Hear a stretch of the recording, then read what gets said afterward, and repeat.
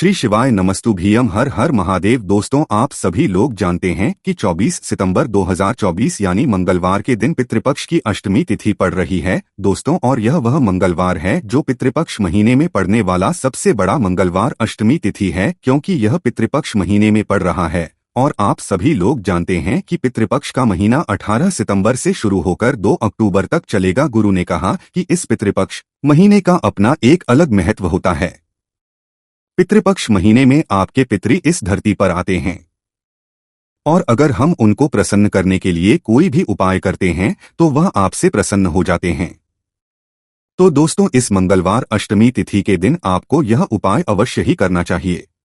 और दोस्तों, आप सभी लोग जानते हो, मंगलवार अष्टमी तिथि का अगर सबसे बड़ा कोई उपाय है तो वह 2 चुटकी काला तिल वाला उपाय। तो दोस्तों, इस मंगलवार अष्टमी तिथि के दिन आप लोगों को इस 2 चुटकी काला तिल वाला उपाय को जरूर करना है।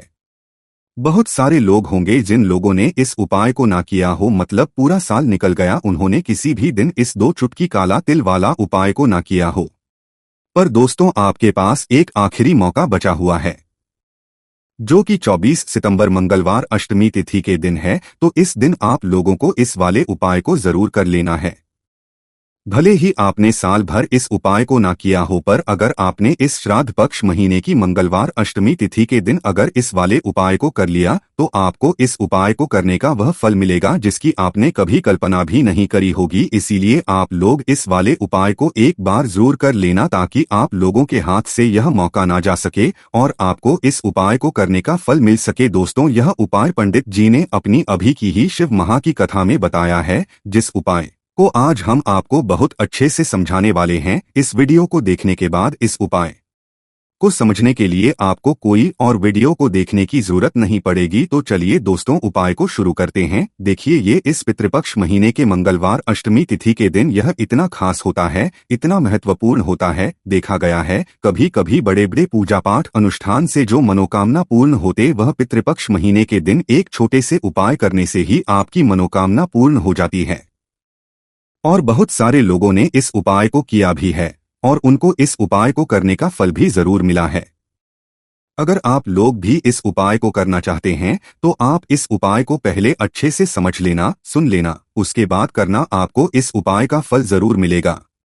और इस उपाय को कर लेने से आपके घर में चाहे किसी भी तरह दुख और समस्या क्यों ना चल रही हो, आपको उसका कारण भी नहीं पता है कि भाई ये समस्या किस कारण से चल रही है, उसका कुछ भी कारण हो सकता है, जैसे पितृ दोष हो सकता है या किसी भी तरह का मंगल दोष भी हो सकता है। तो इस दिन आप लोगों को 2 चुटकी काला तेल वाला उपाय कर लेना है। ये एक ऐसा उपाय है जिस उपाय को अगर किसी विशेष दिन पर किया जाए तो भाई उस विशेष दिन का जो है वह तो हमें मिलता है, पर हमने उस दिन पर इस 2 काला तेल वाला उपाय को किया है तो हमें उससे भी बड़ा फल मिलता है। और फल बहुत जल्दी मिलता है, क्योंकि आप इस उपाय को बहुत ही बड़े और विशेष दिन पर कर रहे हो। तो चलिए अब उपाय के बारे में बात करते हैं, लेकिन उससे पहले आप लोगों को यह जानना आवश्यक है कि आखिर यह उपाय किस समय करना है, किसको करना है और कैसे करना है। तो चलिए हम आगे आपको वीडियो में एक एक करके बता देते हैं। लेकिन उससे पहले अगर आप लोग हमारे चैनल पर नए हैं तो हमारे को सब्सक्राइब कर लेना और इस वीडियो को लाइक करके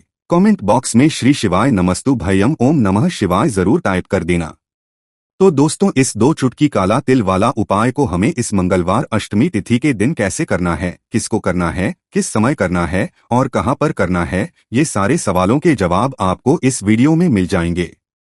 और जो यह वीडियो देखिएगा भाई, उसको 2 चुटकी काला तिल वाला उपाय जरूर करना चाहिए, क्योंकि इस दिन काला तिल का भी बहुत ही बड़ा और विशेष महत्व होता है। और जब बात आ जाए 2 चुटकी काला तिल वाला उपाय की, तो ये सोने पे सुहागा वाली बात हो जाती है और यह एक बहुत ही बड़ा उपाय हो जाता है इस मंगलवार अष्टमी तिथि का। तो अब दोस्तों, इस 2 चुटकी काला तिल वाला उपाय को आखिर करना किसको है, सबसे पहले हम लोग वह बात जान लेते हैं। तो देखो, घर की जो बड़ी माताएं बहनें होती हैं, उन बहनों में से कोई भी एक बड़ी माता बहन इस वाले उपाय को कर सकती है।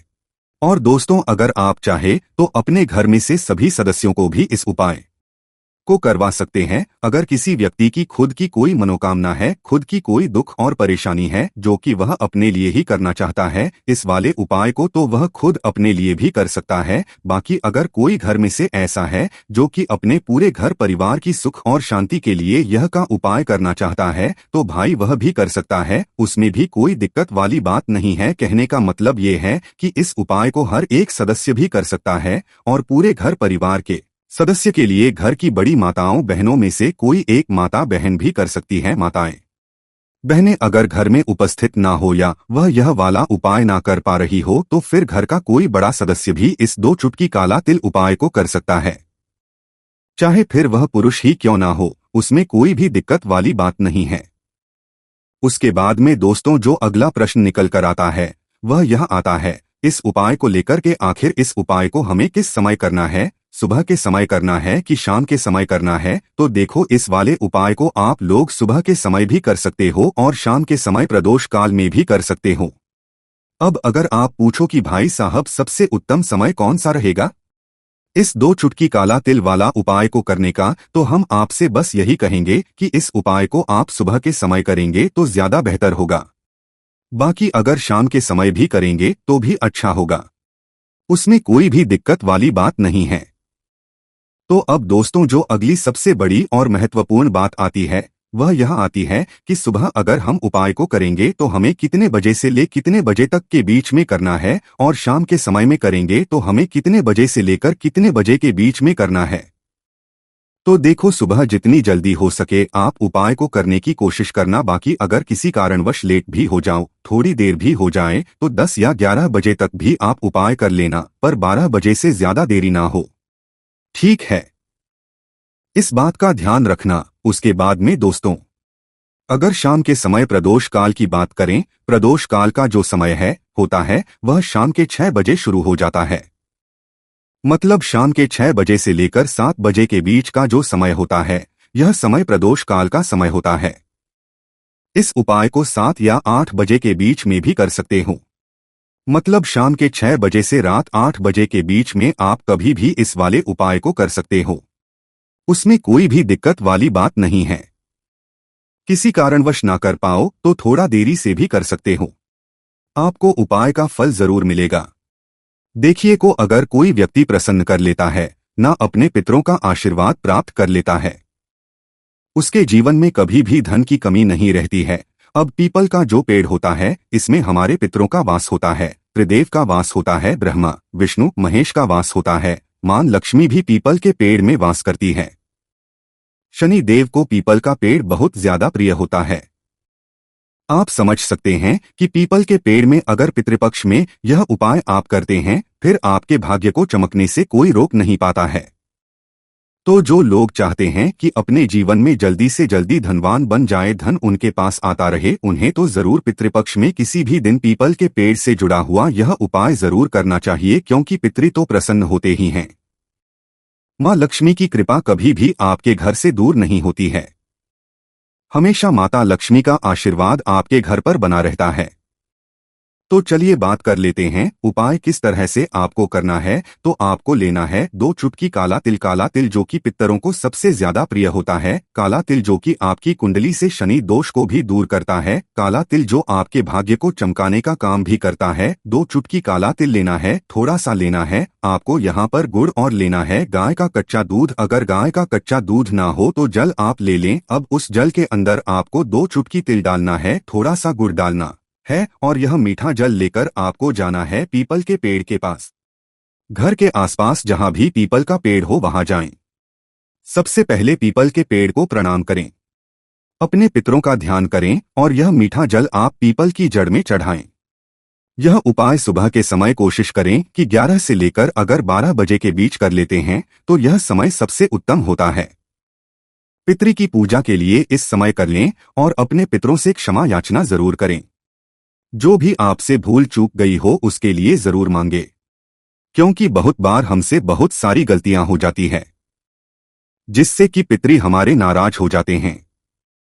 तो भी आए और आपको आशीर्वाद देकर ही जाएं, उनका आशीर्वाद आपको मिलेगा तो कभी भी घर में धन की कमी नहीं होगी, सुख की कमी नहीं होगी, क्लेश आपके घर में नहीं होगा। तो पितृपक्ष में यह एक उपाय जरूर करें, क्योंकि पीपल के पेड़ में हमारे पितरों का वास माना जाता है। पीपल का पेड़ जो होता है, जब भी आप पीपल के पेड़ से जुड़ा हुआ पितृपक्ष में करते हैं, वो भी काले तिल का उपाय कर लेते हैं तो सोने पर सुहागा ये उपाय हो जाता है। ऐसा समझ लीजिए कि आपके जो काम बहुत लंबे समय से अटके थे, नाव काम भी आपके बन जाते हैं। जब पितृ प्रसन्न होते हैं तो पितृ नाराज हैं। इसका पता आप ऐसे लगा सकते हैं, घर में लगातार क्लेश बढ़ रहा है, या फिर पीपल का पेड़, छोटा पेड़ जो होता है, वह आपके घर में कहीं ना कहीं निकल कर आ गया है। रात में बच्चों को सोते भूख या प्यास लगती है तो पितृ आपके नाराज हैं। कर्जे की समस्याएं जिस घर में बहुत ज्यादा बढ़ जाती है, उस घर में भी पितृदोष होता है, तो अपने पितरों को प्रसन्न करें। और यह उपाय जरूर करें। कितनी बार करना है? 1 बार कर लें, 2 बार कर लें, कितनी बार भी इस उपाय को आप कर सकते हैं। 1 बार तो जरूर करना चाहिए, अगर आप ज्यादा बार नहीं कर पा रहे हैं। चलिए अब बात कर लेते हैं अपने दूसरे उपाय की, जो कि पितरों को प्रसन्न करने के लिए ही है, जो कि तिल से ही जुड़ा हुआ है। यह उपाय करने से ऐसा समझ लीजिए कि आपके पितृ भी प्रसन्न होते हैं। कोई घर में वास्तु दोष नहीं रुकता है और कभी भी आपके घर में बीमारियां प्रवेश नहीं करती हैं। आपको एक मीठी रोटी बनानी है।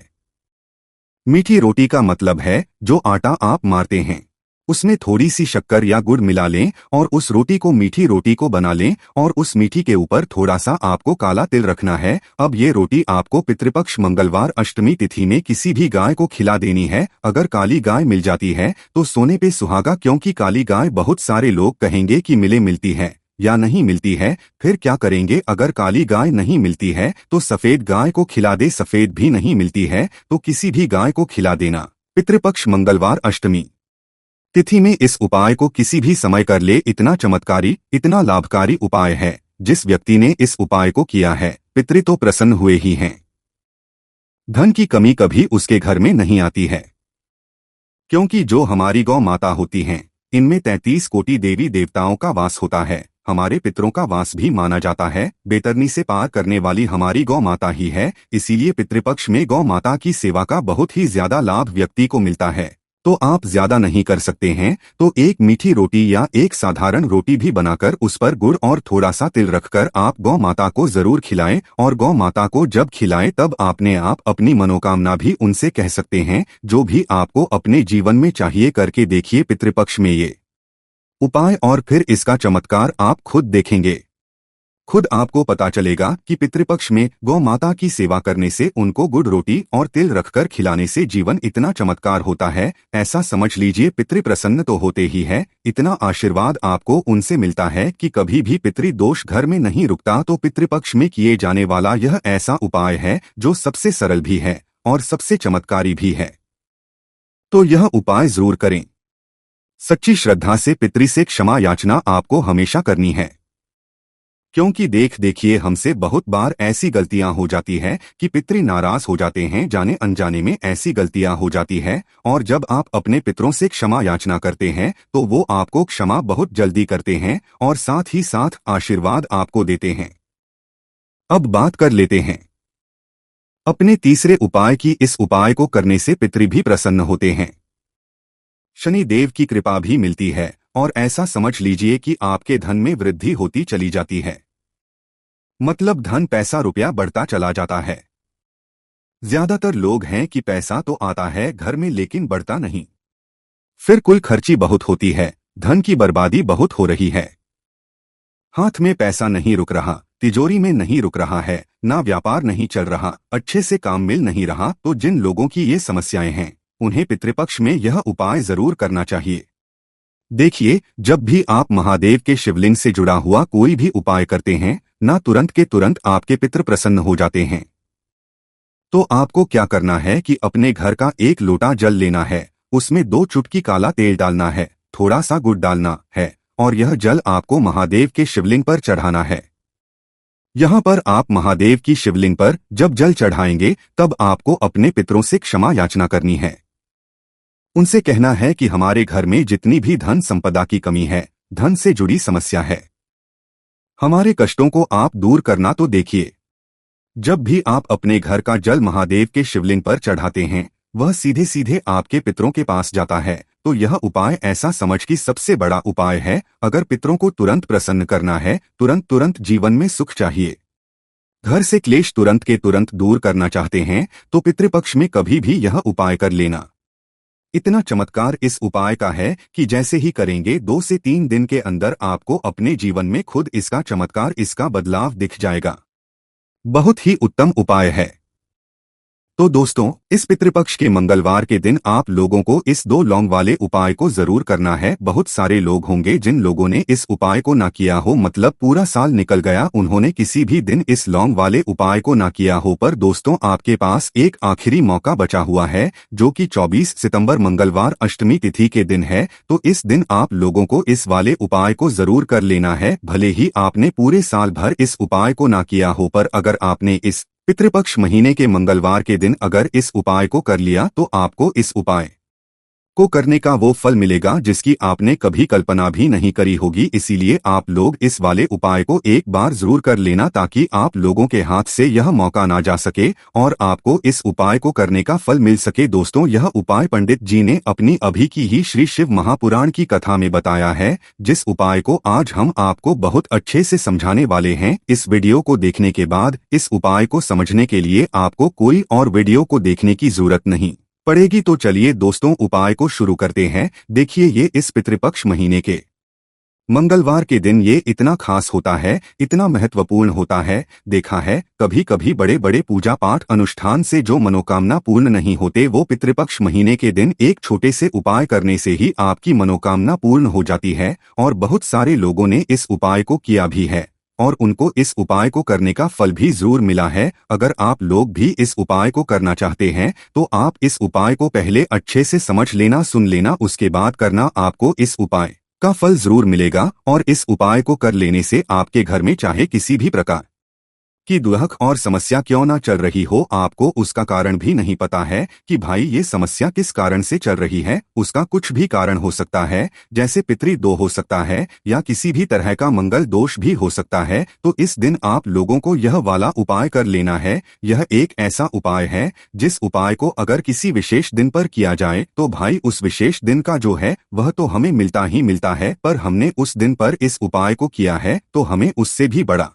फल मिलता है। और फल बहुत जल्दी मिलता है, क्योंकि आप इस उपाय को बहुत ही बड़े और विशेष दिन पर कर रहे हो। तो चलिए अब उपाय के बारे में बात करते हैं, लेकिन पहले आप लोगों को यह जानना आवश्यक है कि आखिर यह उपाय किस समय करना है, किसको करना है और कैसे करना है। तो चलिए हम आगे आपको वीडियो में एक एक करके बता देते हैं। तो दोस्तों, इस 2 लौंग वाले उपाय को हमें इस मंगलवार के दिन कैसे करना है, किसको करना है, किस करना है और कहाँ पर करना है, ये सारे सवालों के जवाब आपको इस वीडियो में मिल जाएंगे। और जो ये वीडियो देखिएगा भाई, उसको लौंग वाला उपाय जरूर करना चाहिए, क्योंकि इस दिन लौंग का भी बहुत ही बड़ा और विशेष महत्व होता है। और जब बात आ जाए 2 लौंग की, तो ये सोने पे सुहागा वाली बात हो जाती है और ये एक बहुत ही बड़ा उपाय हो जाता है इस मंगलवार अष्टमी तिथि का। तो अब दोस्तों, इस 2 लौंग वाले उपाय को आखिर करना किसको है, सबसे पहले हम लोग वो बात जान लेते हैं। तो देखो, घर जो बड़ी माताएं बहनें होती हैं, उन माताओं बहनों में से कोई भी एक बड़ी माता बहन इस वाले उपाय को कर सकती है। और दोस्तों, अगर आप चाहें तो अपने घर में से सभी सदस्यों को भी इस उपाय को करवा सकते हैं।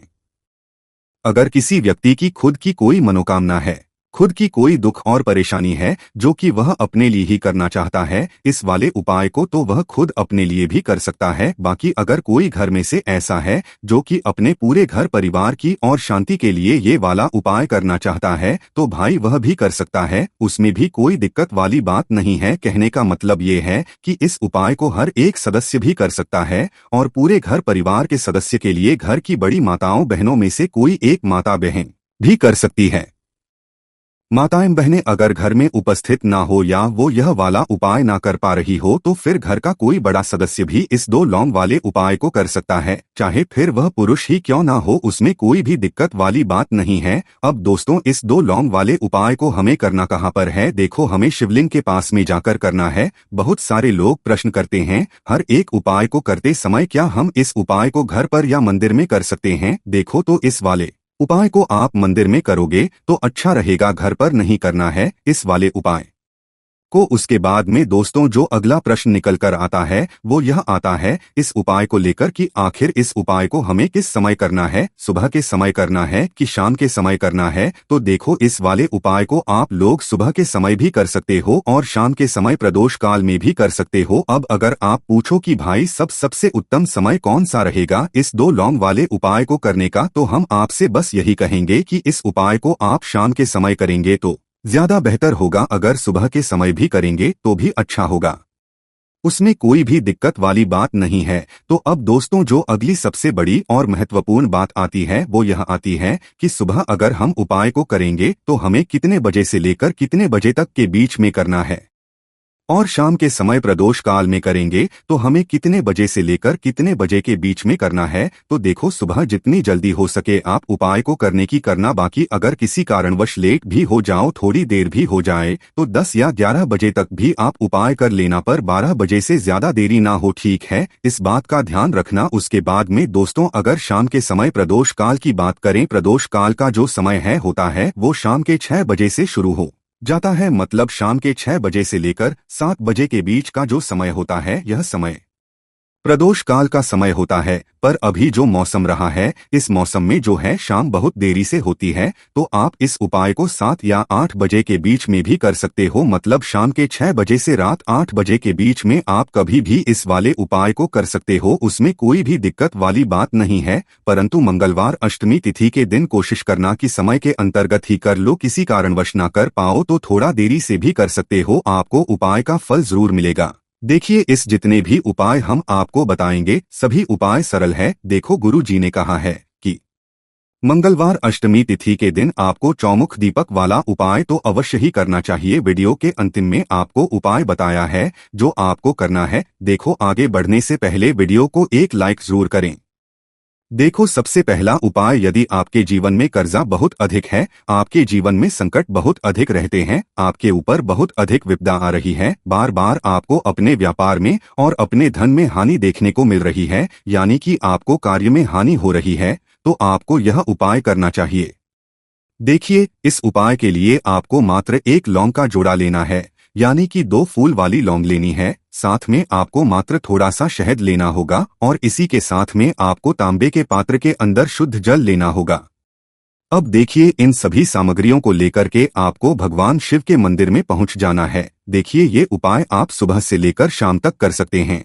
तो वो पहले तो आपके पास जो 2 फूल वाली लौंग है उन्हें आपको शहद के अंदर अच्छे से डुबोना है, यानी कि दोनों लौंग पर आपको अच्छे से शहद का लेपन कर देना है। अब आपको जो आपके पास 1 लोटा जल है, सबसे पहले तो उसे शिवलिंग पर धीरे धीरे समर्पित करना है और श्री शिवाय नमस्तुभ्यम इस मंत्र का जाप करते हुए समर्पित कर देना है। अब आपके पास जो 2 फूल वाली लौंग है शहद से, उसे आपको शिवलिंग पर अर्पित करना है और आप प्रार्थना करनी है कि जीवन में जो रोग की स्थिति है वे समाप्त हो, जीवन के जो संकट और समस्याएं हैं वह सभी समाप्त हो, जीवन से जो कर्ज की समस्या है वह समाप्त हो। इस प्रकार से प्रार्थना करते हुए यह जो 2 फूल वाली लौंग ही शहद संयुक्त इससे आपको शिवलिंग पर अर्पित कर देनी है। आपकी जो भी समस्या होगी इस मंगलवार अष्टमी तिथि के दिन अवश्य ही समाप्त हो जाएगी। तो इस प्रकार से आपको पहला उपाय करना है। बात कर लेते हैं दूसरे उपाय के बारे में। देखो, यह उपाय आपके लिए सर्वश्रेष्ठ होने वाला है। देखिए, इस उपाय के लिए आपको मात्र 5 हरे मूंग के दाने आपको साबुत लेने हैं, खंडित नहीं होने चाहिए, इस बात का ध्यान रखें।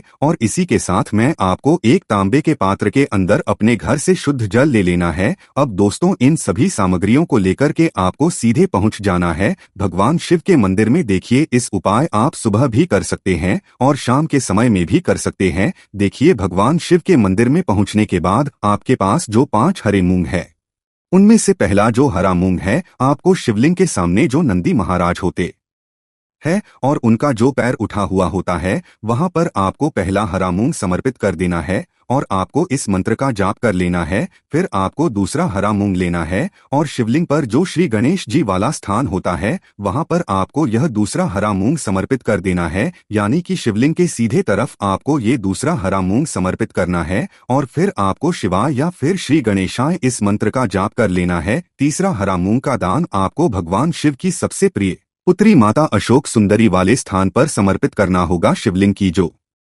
जलाधारी होती है, जहां से जल करके आता है, उसी जलाधारी के बीच में जो कहीं कहीं उठी हुई लाइन होती है सांप की आकृति के रूप में, वहीं पर आपको तीसरा हरा मूंग समर्पित करना है और फिर आपको ओम नमः शिवाय इस मंत्र का जाप कर लेना है। अब दोस्तों चौथा जो हरा मूंग है उसे आपको भगवान कार्तिकेय जी का जो स्थान होता है शिवलिंग पर, वहां पर आपको ये चौथा हरा मूंग का दाना समर्पित कर देना है और आपको ओम नमः शिवाय इस मंत्र का जाप कर है। अब दोस्तों आपके पास जो पांचवा और अंतिम हरा मूंग बचा हुआ है उससे जल के पात्र के अंदर डाल देना है और इस हरे मूंग से युक्त जल से आपको भगवान शिव के शिवलिंग का अभिषेक कर देना है। जल आपको बिल्कुल धीरे धीरे समर्पित करते जाना है और लगातार आपको शिव महापुराण के मूल मंत्र श्री शिवाय नमस्तुभ्यम इस मंत्र का जाप करते रहना है। फिर आपको शिवलिंग के सामने बैठकर, यदि आप बच्चों के लिए ये उपाय कर रहे हैं, यदि आप अपने बच्चों की बुद्धि ज्ञान और विवेक के लिए उपाय कर रहे हैं तो उसके लिए आपको प्रार्थना कर लेनी है, या फिर व्यापार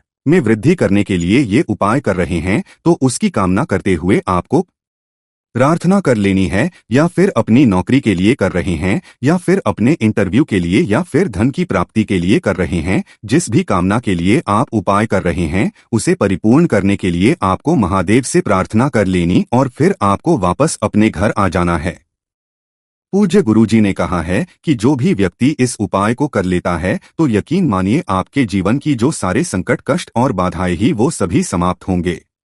अब हम बात करते हैं अगले उपाय की। इस उपाय के लिए आपको एक दीपक लेना है। दीपक आप मिट्टी का भी ले सकते हैं और शुद्ध आटा मढ़कर उसका दीपक भी आप तैयार कर सकते हैं। दीपक के अंदर गोल बाती का प्रयोग करना है और के अंदर आपको शुद्ध घी का प्रयोग करना है। इसी के साथ में आपको मात्र एक फूल वाली लौंग लेनी होगी। अब यह एक दीपक और एक फूल वाली लौंग लेकर के सीधा आपको पहुंचना होगा बरगद के वृक्ष के। वहां पर देखिए सबसे पहले तो आपके पास जो एक फूल वाली लौंग है उससे आपको बरगद के वृक्ष की जड़ में समर्पित करना है। देखिए अगर आपके जीवन में कोई भी बड़ा संकट आने वाला है, कोई भी बड़ा कष्ट आने वाला है तो वह इस उपाय के माध्यम से दूर होने वाला है। महादेव की विशेष कृपा रहेगी कि जो भी संकट आपके जीवन में आने वाला होगा वह भी दूर हो जाएगा। तो आपको एक लौंग समर्पित करनी है बरगद के वृक्ष की जड़ में और वहीं पर आपको जो है गोल बाती वाला दीपक जो आप लेकर के गए हैं उससे भी वहां पर प्रज्वलित कर देना है। वटकेश्वर महादेव का स्मरण करते हुए देखिए जब भी आपको जीवन में इस साल लगने लगे कि आपके जीवन में भी अच्छा नहीं चल रहा है तब भी आपको कोई उपाय करना है, तो इस प्रकार से आपको ये उपाय करना है। अब हम जान लेते हैं चौथे विशेष उपाय के बारे में। देखें यदि आपके विवाह में शादी में कोई भी समस्या आ रही है, यदि आपका जो कर्ज है वह दिन पर दिन बढ़ते ही जा रहा है तो आपको ये चमत्कारी उपाय करना चाहिए। कोई भी समस्या अगर जीवन में है तो उसे दूर करने के लिए आप कोई उपाय करना चाहिए। मंगल दोष से जुड़ी हुई समस्या भी है तब भी आपको ये उपाय करना चाहिए। देखिए इस उपाय के लिए आपको एक तांबे के पात्र के अंदर अपने घर से शुद्ध जल लेना है और इसी के साथ में आपको एक चुटकी लाल चंदन लेना होगा। अब आपको क्या करना है कि जो लाल चंदन आपने लिया है उसे आपको उससे जल के पात्र के अंदर डाल देना है और ये जलद जो है आपको लाल चंदन से युक्त तैयार कर लेना है और ये लाल चंदन से युक्त जल आपको भगवान शिव के मंदिर में लेकर के पहुंचना है। लेकिन ये उपाय भी आप सुबह से लेकर के शाम तक कर सकते हैं। अब दोस्तों ये जो लाल चंदन युक्त जल है इससे आपको भगवान शिव के शिवलिंग पर धीरे धीरे अर्पित कर देना है और आपको लगातार श्री शिवाय नमस्तुभ्यम इस मंत्र का जाप करते रहना है। देखिए यदि आपके जीवन में विवाह से जुड़ी समस्या चल रही है तो आपको मंगलेश्वर महादेव का स्मरण करना है और जीवन में अधिक कर्ज की समस्या है तो आपको महादेव का स्मरण करना है। देखना एक दिन आपकी सब तरह की समस्या ही समाप्त हो जाएगी। तो इस प्रकार से आपको ये चौथा उपाय करना है। अब हम जान लेते हैं अंतिम और पांचवें उपाय के बारे में। देखिए, मंगलवार अष्टमी तिथि का दिन है और हनुमान जी भगवान शिव के रुद्र अवतार है, तो ये उपाय और भी खास हो जाता है। तो ये जो उपाय है विशेषकर आपको हनुमान जी के वहां पर ही करना होगा। देखिए, जब भी आपको ऐसा लगने लगे कि आपके जीवन में जो कर्ज है वह समाप्त ही नहीं हो पा रहा है, दिन प्रतिदिन ही जा रहा है, कष्ट जो है वह दिन प्रतिदिन बढ़ते ही जा रहे हैं, कष्ट जो है वह समाप्त ही नहीं हो पा रही है, यानी कि जीवन में जब भी कोई विपदा आती है, संकट आता है, तो हमें संकट मोचन हनुमान जी के मंदिर में जाना चाहिए। लेकिन यह उपाय बहुत ही खास है। इस उपाय के लिए आपको एक चौमुख दीपक तैयार करना होगा। आपको एक दीपक लेना है,